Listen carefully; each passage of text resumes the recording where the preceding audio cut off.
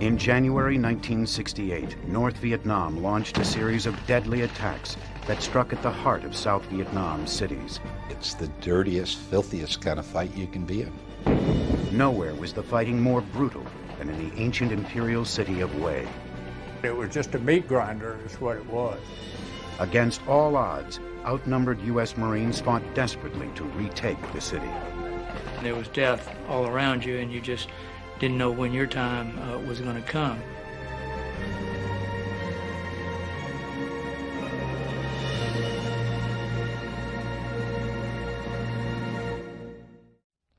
By 1968, 3 years into the Vietnam War, the U.S. military strategy was not working. The Viet Cong's control over the countryside kept increasing. The war was at a stalemate. And then early on the morning of January 31st, 1968, came the Viet Cong's Tet Offensive. The U.S., convinced an attack would come elsewhere, was not prepared.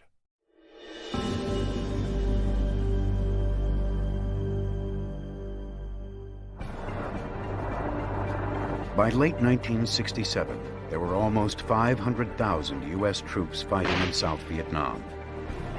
But for many Americans, the Vietnam War was exacting too high a price. 16,000 soldiers dead and many more wounded in action. As protests against the war mounted at home, President Lyndon Johnson turned for help to the commander of U.S. forces in South Vietnam, William Westmoreland. President Johnson brings General Westmoreland back to the United States and sends him on a tour around the country telling Americans that things are going good in Vietnam. I've never been more encouraged during my entire almost 4 years in country. I think we're making real progress. We can see progress. You know, the famous, we see the light at the end of the tunnel, and everything seemed to be going good. But that bubble abruptly burst in late January of 1968 when the North Vietnamese and Viet Cong launched a bold offensive on the Vietnamese New Year known as Tet. We were sitting at the banks of the Da Nang River in the press camp, which was manned by all the press organizations.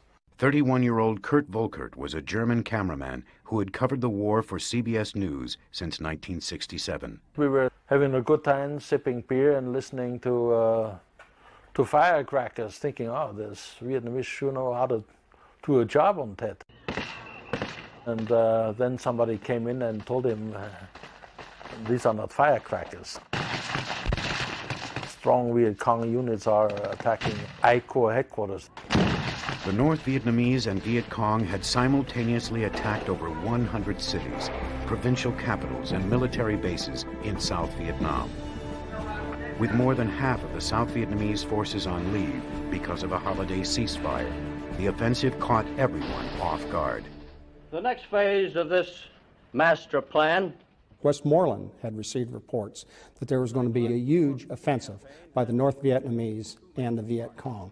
But the question isn't the acquisition of intelligence, the question is the interpretation of intelligence. And the scale on which Tet was conducted certainly was a surprise to the American forces. It was the first time the North Vietnamese had targeted densely populated areas. The North Vietnamese and the Viet Cong were willing to fight in and among the people. And that was a significant shift from before, where there had been very little fighting in the cities. One of the major aims of the North Vietnamese was South Vietnam's capital city of Saigon. Except for a few American advisors and MPs, all of the fighting for Saigon was done by Vietnamese. Covering the outbreak of Tet in Saigon was CBS News correspondent John Lawrence. Scheduled to return to the States when the offensive began, the 28-year-old reporter quickly agreed to stay. It was dangerous to be anywhere in Saigon where the VC and North Vietnamese happened to be, and there was no way of telling. You just didn't know where the North Vietnamese were going to pop up. In a daring move, they targeted the newly built U.S. Embassy, a 6-story building protected by 8-foot-high reinforced concrete walls. One of the embassy guards at the time was 19-year-old Marine Lance Corporal Warren Caudle from Atlanta, Georgia. Early on January 31st, Caudle had just gotten off duty. We were watching a movie, and in the middle of the movie, the radio calls came from the embassy that they were under hostile action. At 3 a.m., 19 Viet Cong commandos had blasted a hole in the exterior concrete wall, gaining access to the grounds. They killed 2 Army MPs protecting the almost deserted embassy. We went down to the embassy armed with, I had a .38 caliber pistol, and some of them had 9mm submachine guns. But we certainly were not armed to participate in such action as that.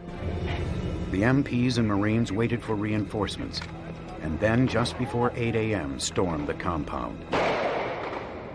And then there was just kind of a mass pandemonium, and if somebody would move, then there was all kind of shooting would start. In the confusion, the Marines weren't always sure who they were firing at. A person rounded the other side of the embassy and fired shots at me with a pistol. I turned around and shot back at him.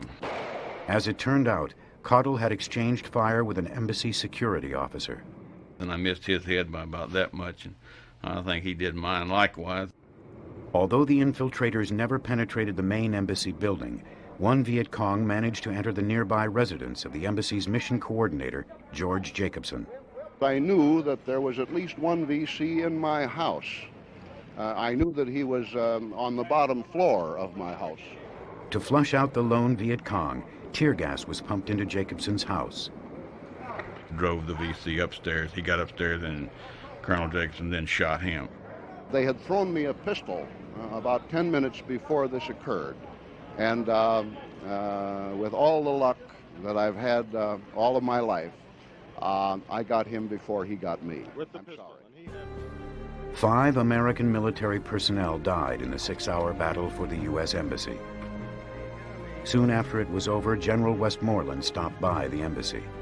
The enemy's well-laid plans went afoul. Some superficial damage was done to the building. All of the enemy that entered the compound, as far as I can determine, were killed.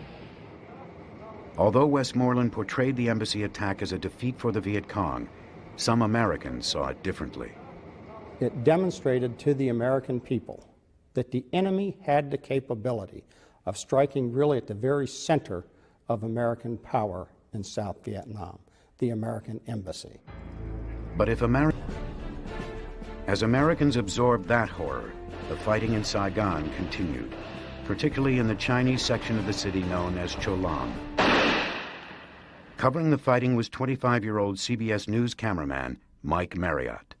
Cho Long was street fighting. Bitter, narrow, very small streets, going from house to house.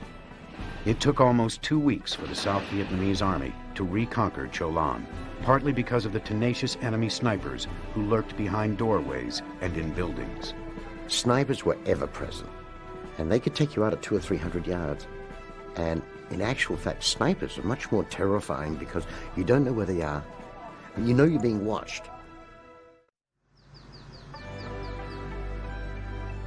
Hue was considered one of the most beautiful cities in Asia. Divided by the Perfume River, Hue was virtually 2 cities. One modern with wide avenues and 2- and 3-story European-style buildings. And north of the river, an ancient city known as the Citadel, or Fortress, surrounded by thick walls and modeled after the imperial city in Beijing. Hue was the old imperial capital of Vietnam. And as such, it had a cultural as well as a social significance to the Vietnamese people. Because of its historical significance, Hue had never been seriously threatened by enemy forces. As a result, the city was virtually undefended when it was attacked by scores of North Vietnamese and Viet Cong troops early on January 31st. They captured all of Hue, except for 2 small pockets of resistance, 2 miles apart on opposite sides of the river.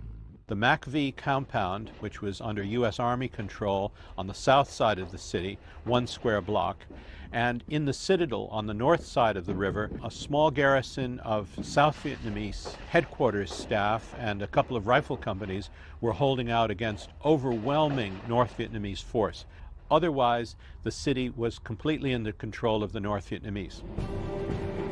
To retake the city, the U.S. commanders launched Operation Way City and sent in the Marines. We just didn't know what to expect. 19-year-old Private Bill Purcell from New York City was with Alpha Company, 1st Battalion, 1st Marines. Purcell was one of the first to arrive in Hue on January 31st. It was just a pretty hot place to be. There was firing all over the city. Every time we turned around, turned a corner, we came under intense fire. After establishing defensive positions near the MAC-V compound, Purcell spent the night there with troops from 2nd Battalion, 5th Marines, the 2-5, who had also just arrived. The next day, we moved out of the compound and started taking one building at a time, just trying to push as big a perimeter away from the MAC-V compound as we could. For the Marines, it was their first taste of city fighting. It was something that we had never seen, something that we weren't trained for. Urban warfare is very different from jungle warfare because you never know where they're going to be. 24-year-old 2nd Lieutenant Michael Lambert from Atlanta, Georgia, was a platoon leader for a hotel company of 2nd Battalion, 5th Marines. Joining the battle for Hue on February 2nd, Hotel acted cautiously. They were very careful about exposing themselves to any open window or a place where they might possibly conceal a sniper or a machine gun. But 2-5 had been sent into Hue piecemeal without its commanding officer, Lieutenant Colonel Ernest Cheatham. We thought that was really quite an incorrect way to employ an infantry battalion. A native of Long Beach, California, the 39-year-old Cheatham had joined the Marines in 1952 and served in Korea. He had also played professional football for the Pittsburgh Steelers and the Baltimore Colts. Cheatham was a very impressive military commander. He had what's sometimes called command posture. He wasn't really worried about his own well-being. On February 2nd, headquarters finally ordered Cheatham into Hue to take command of his battalion. Riding in back of the convoy the next morning was John Lawrence and his film crew. Along the way, on a perfectly flat coastal road, Highway 1 in fact, the convoy was ambushed. So the Marines were firing out of both sides of the truck. Despite the ambush, the convoy pulled into Hue safely. When we got there and finally got to the MAC-V compound, there were people that were hanging off the balconies and firing and shooting across the street and crazy. Nobody knew, they were firing all four directions. Colonel Stanley Hughes, the overall commander for Hue, issued Cheatham his orders: clean out modern Hue south of the Perfume River. And he looked at me and he said, if you're looking for more instructions, you aren't going to get any. Get going. And I got going. And as I started out the door, he turned around to me and he said, Ernie, I turned back around and he said, you don't worry about anything. You just clean those people out and you clean them out any way you have to. We have certain areas in here that we have blocked off. Colonel Cheatham gave us a very confident interview about what his troops were going to do. What kind of fighting is it going to be? It's house to house and from room to room. Kind of inch by inch? That's exactly what it is. Moving along the Leloy Street access with the Perfume River on its right flank, 2-5 began the attack on February 3rd under Lieutenant Colonel Cheatham. He seemed to know what he wanted to do and gave clear direction. Captain Michael Downs, 27, from Martha's Vineyard, Massachusetts, was the commander of 2-5's Foxtrot Company. 1st Battalion, 1st Marines would be on our left, and that if we even suspected there were enemy in the building, blow the building down. But the Marines ran into trouble almost immediately. We would learn a lot of hard lessons there. 28-year-old Marine Captain Ron Christmas from Philadelphia, Pennsylvania, commanded Hotel Company of 2nd Battalion, 5th Marines. After graduating from the University of Pennsylvania in 1962, he joined the Marines and was sent to Vietnam in July of 1967. And what did they teach you in the books? They teach you to cross the street. You pop smoke, you run a fire team across the street. But as soon as they used smoke grenades, the Marines were hit by sniper bullets and fire from an enemy machine gun nest down the street. It was hard to motivate the men to run into a storm of fire, much like the soldiers that came out of those landing craft at Normandy. But the morale and the aggressiveness, if you could keep that built up in your platoon, they would do that. Those young Marines would do that. One Marine was shot and wounded as he dashed across the street and disappeared behind the wall. Although 2 other Marines finally got beyond the wall, one was killed in the attempt. By the end of the day, little progress had been made. Still, the Marines had learned a valuable lesson. We learned that we could not attack across the street by just simply throwing smoke. Every time we did that, every North Vietnamese in the neighborhood started shooting. Okay, how are we going to handle this? Had a young lance corporal who had my 106 recoilless rifle. 106 recoilless rifle is a wonderful anti-tank weapon. I salivate every time I think of it. This young lance corporal says, "Skipper, I know how to do it." Amid enemy fire, 2 Marines rolled out the 106 mounted on a mule, a flatbed with 4 wheels. Ernie Cheatham was down in the corner trying to show him where to shoot at. You have to understand that rounds are just cracking all around these 2 young men, and they're just oblivious to them. The Marines fired the 106 down the street. Boom! That huge round roared down the street. Mike Downs to the left said he thought it went about that far across his nose, Under the back blast, the cloud of smoke and dust the weapon caused, 2-5 finally made it across the street. We would learn that morning how to cross streets. We thought we knew how, but we would learn, that you had to do things a little bit differently. On February 4th, 1968, the Marines renewed their attack on Modern Way, south of the Perfume River. They pushed to the southwest towards one of their final objectives, the provincial headquarters, 6 blocks away.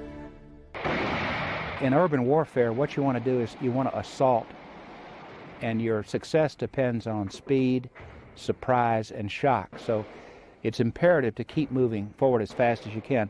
But directly in their path stood a crucial enemy stronghold, the Treasury Building. With one company providing flanking fire, so another company could seize the building, by the end of the second day, 2-5 had gained more ground. But the Marines found themselves overwhelmingly outnumbered. They took on an enemy that was stronger than they were, maybe twice or 3 times as strong as they were. And the enemy was not attacking. The enemy was in defensive positions, prepared for it. And the Marines were attacking. And that's against all odds. On day 3, the Marines attacked their next objective, the huge hospital complex that spanned 2 square blocks.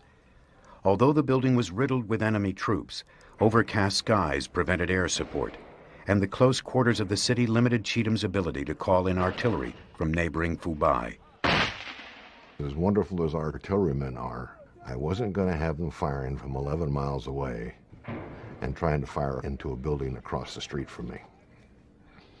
That's just impossible. So with virtually no help from the outside, the Marines were on their own in what's called close combat. It's a 35-meter fight. You're looking at who you're killing directly in the eye. They weren't some little wiry guy running around the bushes in sandals. These fellas had full uniforms, big packs, and good operating rifles. They were about anywhere between 5'6" and 5'10". I mean, they were good-sized guys. Who gave the Marines like Bill Purcell clearing out buildings on 2-5's left flank a really tough fight. It was probably some of the most vicious fighting any of us had seen at that point in time. Normally, you'd be in a pretty good firefight. It may last an hour, it may last 5 minutes, it may last a half a day, but then you're out of it. Here, it just didn't stop. And that was the amazing part. It just did not stop. By nightfall of day 3, 2-5 had secured most of the hospital complex, and the Marines dug in for the night.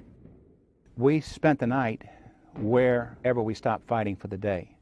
whether it be a chicken coop or somebody's garage or behind somebody's hedge. You know, we held the ground that we conquered that day.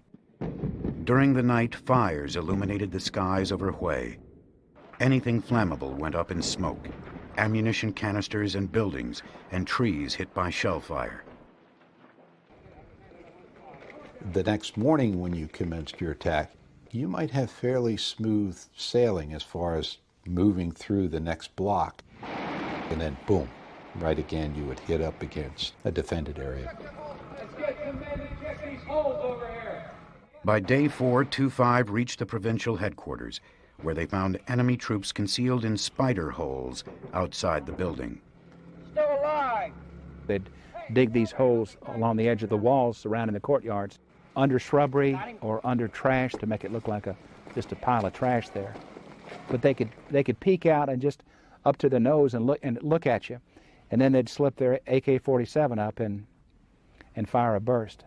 Despite taking severe casualties, not only from enemy fire but also from falling debris, many Marines chose to stay and fight. Guys stayed because they knew if they left, there's one less rifle that the other guys would be depending on.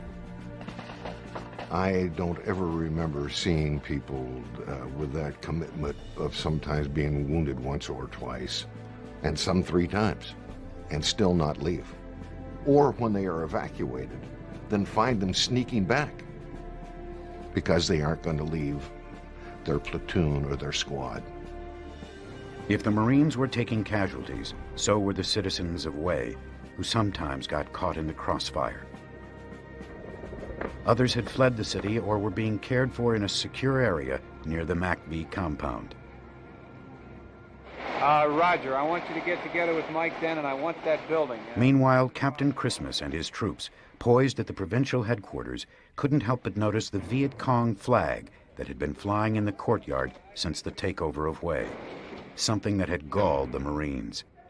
Hotel company worked most of the day, February 6th, just trying to get inside the headquarters compound. We blasted a hole in the wall and ran across the courtyard.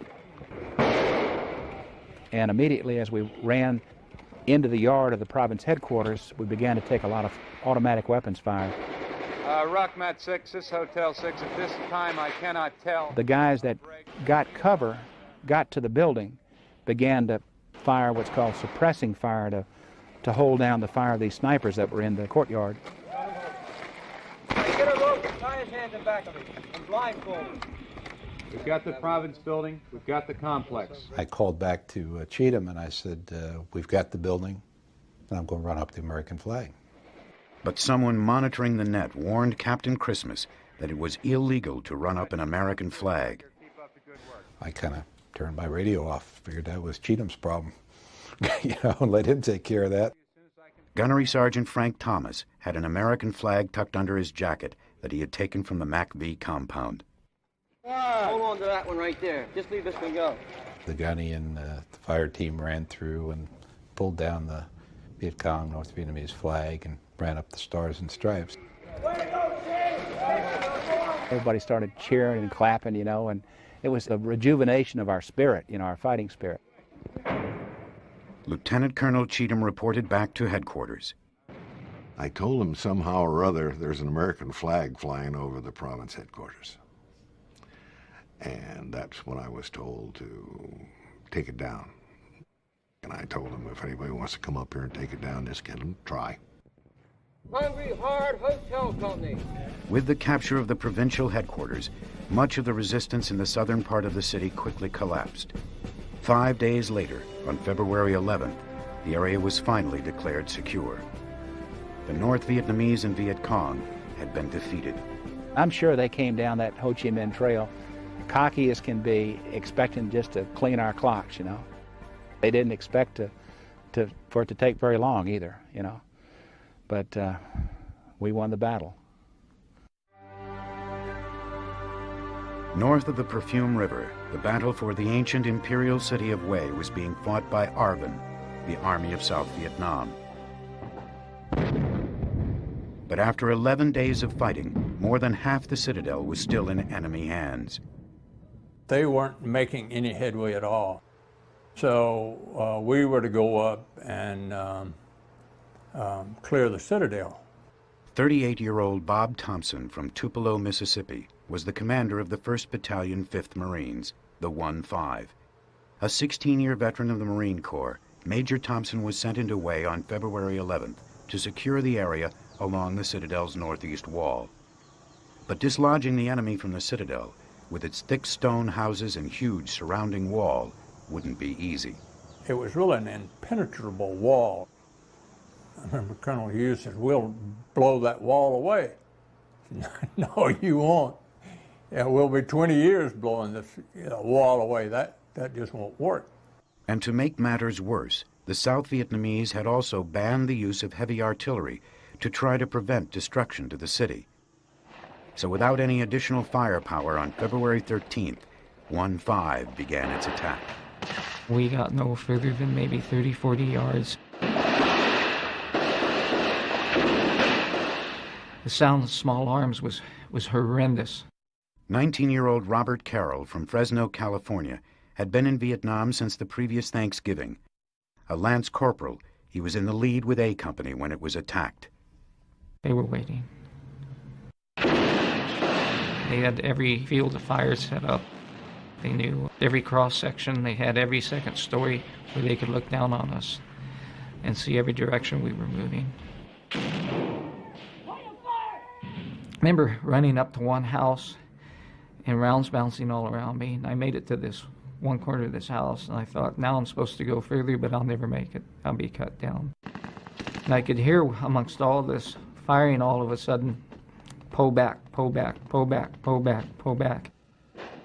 It took us all day long to extract A Company, get their dead and wounded off the streets. In the aftermath of the attack, Thompson got ARVN General Ngo Quang Trung to lift the ban on the use of heavy artillery, except for the area around the Imperial Palace. I said, "This is BS, You're going to have to relax these rules of engagement. I'm just not going to have my men, operating under these circumstances." Major Thompson also called for the return of his Delta Company, which had been assigned to Lieutenant Colonel Cheatham to help mop up the southern part of Hue. Delta was commanded by 29-year-old Myron Harrington from Augusta, Georgia. A graduate of South Carolina's famed military school, the Citadel, Captain Harrington had joined the Marines in 1961 and was sent to Vietnam 6 years later. On February 14th, Harrington and his company went to the landing craft ramp for the trip to the Citadel. But as we moved up the Perfume River, the LCU was hit by a small arms fire from the shore. Nevertheless, they pulled into the Citadel safely. When you looked around, there was utter devastation. Buildings down, vehicles burning, bodies strewn about, the stench of death all around you. I mean, the smell was just horrendous. Major Thompson ordered Harrington to capture the Dong Ba Tower, dominating the Citadel's eastern wall. Infested with North Vietnamese troops, the tower was a key strategic point. It overlooked the battalion's advance from the north down to the south end of the Citadel. So it was essential for us to take the position and have that high ground, or we would be unable to move forward. Before the attack began, the U.S. launched an artillery and naval bombardment against the tower. Because of its flat trajectory, however, most of the naval gunfire overshot the target. But it was very helpful in that it made a lot of noise, and I'm sure that it did some damage to the NVA just to hear it come over, and we were able to move up without being detected right to the base of the Dong Ba Tower. Harrington sent Corporal Maurice Whitmer and his squad up on the wall, but they instantly came under sniper fire. And the bullets were clicking all around us. You can hear them whining overhead. 20-year-old Whitmer from Long Beach, California, was on his second tour of duty in Vietnam. Everybody's diving for cover, and we're throwing grenades and back and forth. And we got to about halfway through the tower there, and we're running out of grenades and ammunition. And we just started throwing bricks or anything else to make the enemy run. And after They started shooting a lot of rockets at us. The enemy was also hiding in fighting holes and trench lines deep inside the tower. And they just seemed to keep popping up. You know, you'd see one running around and just shoot at him, watch him drop, and you see another one pop up like prairie dogs. With Whitmer's squad up on the wall, Delta mounted a frontal assault on the tower under cover of a tank. The intensity of fire was incredible. I mean, you could not believe how loud it was because you had all these weapons going off, and the reverberation of the sound off the concrete buildings and off the wall just made the din almost unbearable. Captain Harrington also made the difficult decision to call in the artillery from Fubai, 10 miles away. We were attacking into the guns. Normally, when you do artillery firing, you want the guns behind you so that you can call it well ahead of you and then bring it back towards you so you can lessen the danger to your own forces. We were having the artillery firing directly at us. So we were calling the artillery within 50 meters in front of us. That's what you call danger close, and you only do that under the most utmost and difficult of combat situations. Fighting up on the wall during the blistering battle, 20-year-old Lance Corporal Don Hammonds was hit by enemy fire and screamed for help. He lived for about 2 minutes, and he died there with Megs and I beside him. You know, he's just telling us, man, I'm hit bad. What's my family going to do? What's my family going to do? Because his wife had just had a baby a couple of months before. And that was a hard one to take. That moment, captured by Pulitzer Prize-winning photographer Kyoichi Sawada, was among a series of combat pictures he took for UPI during the battle for the Citadel. I'm on the radio talking at that time, and I don't know why I'm looking off, but we must have seen or heard something off to our flank there that we were looking at. At the time, Harrington was unaware that Sawada was taking this picture of him with his command post. To have that cross just right there in the middle of it gives you a real spooky feeling afterwards to see that, because, you know, as I was going through that battle, I knew there was something else there protecting me, and 32 years later, I see that picture, I see that cross, and it's incredible. By the end of February 16th, after suffering 40% casualties, Captain Harrington's Delta Company had taken the Dongba Tower. I was talking to his gunny sergeant the next morning, and the gunny called me over the side and he says, you know, my captain was magnificent last night. After retaking the Dongba Tower, the bloody battle for Ancient Way continued as the Marines pushed southeast along the Citadel wall. Every morning you would wake up and you'd hear the diesel tanks fire up, and you knew it was time to move out, and it was time to take another block. But after intense fighting on the 5th day, Thompson called a temporary halt to the advance. Not only were the Marines encountering stiff enemy resistance, the weather was also no help. It was misty rain and very cold. And that precluded air support. I think we had it 2 or 3 days. The sky would open, the sun would pop out, and we'd get a few strikes in, but that was it. It was very difficult to get helicopters in because of the weather and the ground fire.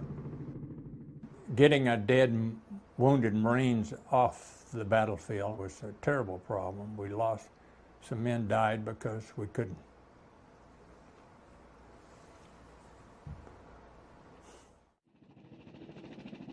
In addition to problems evacuating the dead and wounded, the Marines were having trouble getting ammunition and food. Myself and a couple other guys started scrounging through some houses looking for food. I can remember these goldfish were in this aquarium. But the first night we were there, I went back to see about stealing these goldfish and frying them up, but somebody had already beat me to it. The North Vietnamese, on the other hand, had no problem reinforcing its troops inside Hue. That's because the U.S. Army's 1st Cavalry Division, fighting on the outskirts of Hue, had failed to seal off the city. The primary prerequisite for combat in an urban terrain is to isolate and cut off the battle area. This was never done. The West Gate, the West Wall, was the NVA's resupply and reinforcement line. And they had a tremendous supply line, reinforcing them on a 24-hour basis. Marine Lieutenant Alex Wells, 24, from Chattanooga, Tennessee, had been sent into Hue as a forward observer to call in the artillery for Arbin. Choppered in under fire the day before the 1st Battalion, 5th Marines arrived, Wells and his radio man were taken to an Arbin outpost near Teen Tom Lake. I really had no earthly idea how in the world I was going to get out of this mess until the 5th Marines got there, and I figured, well, they'll rescue me, and the minute they get across the river, I'll be with them, and everything will be fine, and, you know, they'll wipe out all these bad guys. Well, that never really happened. From his position inside the ruins of a Buddhist temple, Wells called in H&I, or harassment and interdiction fire, from the 155s at Phu Bai. He targeted areas along the west wall of the citadel controlled by the NVA. And every hour or so, we'd fire on these different numbered targets. And of course, you know, I numbered my own position as a target in case we were overrun. For his part, Major Thompson rested his troops on February 18th, despite increasing pressure to get on with the battle. It was the only show in town at that time. We were 12 days late. And Lyndon Johnson was very adamant about getting it over with. The Marines resumed their attack the next day, making modest advances against an enemy that remained well entrenched. It was not a kind of battle that you could hide diddle-diddle up the middle. Everybody outside still had the straw hut mentality. They had not adjusted to this kind of warfare. There were 1,000 places that a rifle or a machine gun could be placed to fire at you that you just really had no awareness until they started firing at you where it was coming from. I think the thing that I remember the most that really bothers me is just seeing Marines laying lifeless in the streets. It wasn't a matter of if you were going to die daily at Hue, it was a matter of when. By this time, some of the Marines were suffering from shell shock. They just had seen too much, too many of their friends being killed, too much violence, too much noise, too much fear, that their brains had shut down. Still, by the end of the 7th day, the Marines were within 3 blocks of a key objective, the Tong Tu Gate. A few days later, the Marines inched even closer when they finally made it to the southeast wall. Well, now we're down to the bitter end, to the wall. About halfway back from the front lines in the Citadel, Major Thompson gave us an interview. So right now we're waiting for an ammunition resupply, tank. And there was a shell burst, close enough, within 100 yards or so. And to, excuse me. Thompson hardly blinked. He just kept on talking. I was so frightened that I dropped out of the picture, and if you look at the frame, you see my head drop down for an instant and then pop up again when I realized I hadn't been hit. I was always impressed at how steady Major Thompson's nerves were and how unsteady mine were. Finally, the Marines sent in another company, Lima 3-5, to reinforce Thompson's badly decimated battalion. Here was that final little bit of emphasis and impetus that we needed to make that final push to secure the area. The next day, February 22nd, Lima attacked down the southeast wall and captured the Tong Tu Gate and tower. The skies opened up. Here comes the airstrikes in, napalm, and the L Company Marines were within 50 meters of napalm. I mean, it was beautiful, just like you would write a script. Meanwhile, Alpha Company was also finishing its final assault. We have to charge across one area up towards the Citadel wall. And I thought, well, this is it. This is the morning I'll get it. Because, I'm going to run out of luck. And we charged across that wall full speed, and there wasn't a shot fired at us. And we hit the top of that wall. The feeling was fantastic. It wasn't until February 25th, 3 days later, that the Citadel was declared fully secure, and in early March, the Marines pulled out of the city. But the brutal battle for Hue marked the end of the Tet Offensive, an offensive that proved disastrous for enemy forces, especially the Viet Cong. From the military perspective, the Viet Cong suffered an estimated 50,000 dead and really destroyed them as an effective military force, at least for the time being. Even so, many believe that the U.S. came out the loser. We had inflicted massive casualties on the enemy, and yet at the same time we demonstrated to the American public that we were no closer to overall victory than we had been before. And many Americans, not the least of whom was Walter Cronkite, began questioning the basic assumptions and the reports coming from Vietnam. The battle for Hue. Cronkite had flown to South Vietnam to witness the Tet Offensive, particularly the bloody battle for Hue. If the communist intention was to take and seize the cities, they came closer here at Hue than anywhere else. Less than a week after he returned, Cronkite declared the Vietnam War a stalemate. But it is increasingly clear to this reporter that the only rational way out then will be to negotiate, not as victors, but as an honorable people who lived up to their pledge to defend democracy and did the best they could. In the case of the 2,500 Marines who retook the city of Hue and did the best they could, they suffered a 50% casualty rate, 142 dead, and almost 1,100 wounded. I don't think you can say enough about the incredible courage of those young Marines that won that battle of Hue City. We fought for each other. We really did. And we were very close and tight that way. They were a band of brothers because they shed their blood together. And it wasn't anything else. It wasn't the Stars and Stripes. It wasn't anything except each other. And they were heroes. 1968 was the decisive year in Vietnam. Not only did President Johnson decide to stop sending more troops, but also Walter Cronkite, the CBS News anchorman, said publicly that the only way out of the war was to negotiate out. Johnson began telling aides that if he had lost the trusted Cronkite, then he had lost the country and his consensus. Johnson announced in April he would not run again. The job of getting 500,000 U.S. troops out of Vietnam would fall to Richard Nixon.